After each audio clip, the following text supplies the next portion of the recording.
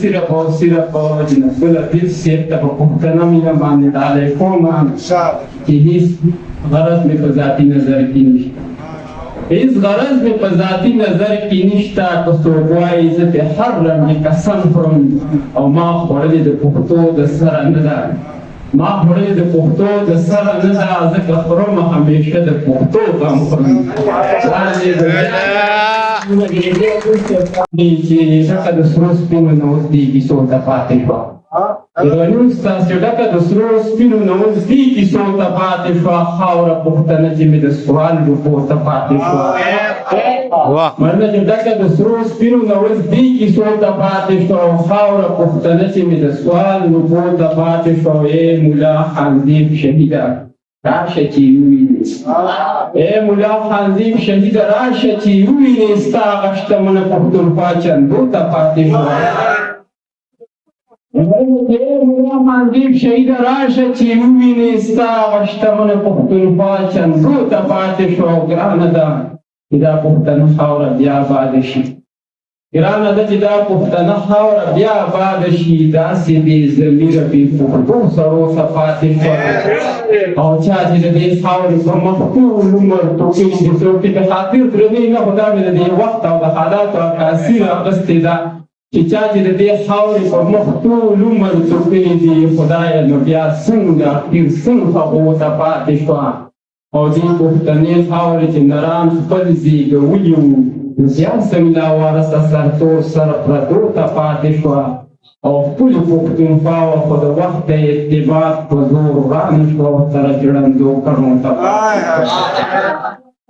او دغه څو شعرونه نور هم په دې حالاتو چې نه د دین نه د دنیا نه د کالو شویو صاحب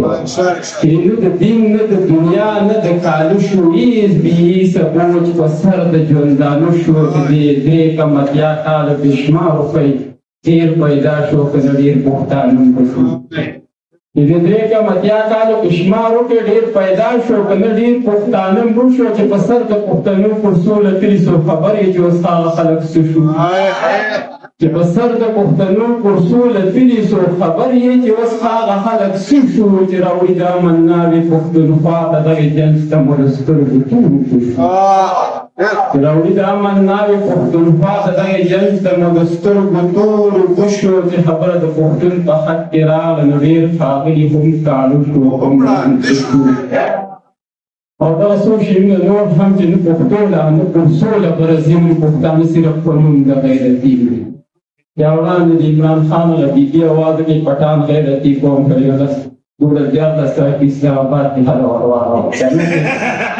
چې نه پښتو له نه پر سوله غرضي موږ پښتانه صرف په نوم د غیرتي موږ په خپل سود زیان باندې خدای نوکاریانې خوشحالېږي بس مدام په شاباسي مري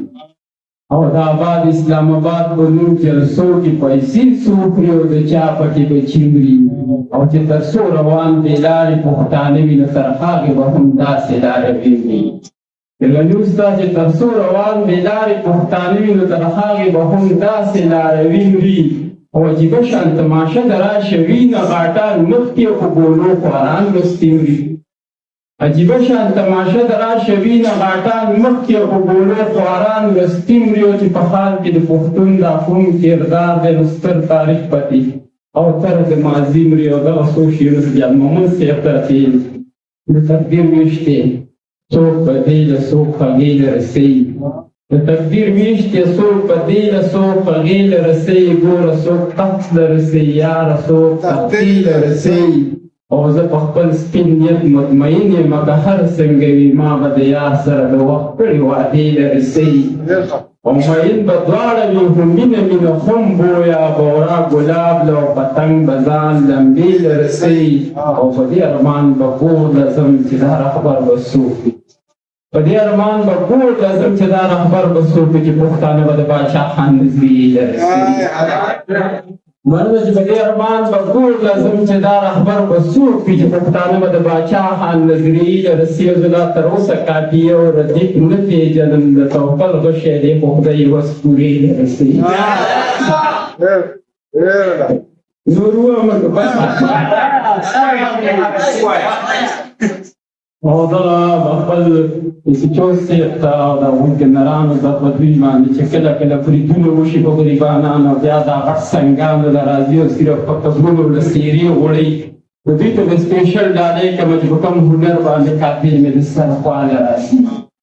په کوم هنر باندې قاتل مې د سر خواله راځي چې هم مې ووجني او بیا مې هم دواله راځي او زه خو حیران په پښتونخوا کې دی چاودون وکړم مړه پکې څوک شي او دا لرې کې بیا چاله راځي او داسې به ټول عمر په بوسو کې اوبه نه بیایي یو ورځ به راشي دا تیارې به هم رڼا نه راځي او د بم بارود او اسلحې ایجاد که هر ځای وشي خو ذکر بېله به پښتون او پښتونخوا نه راځي د بم بارود او اسلحې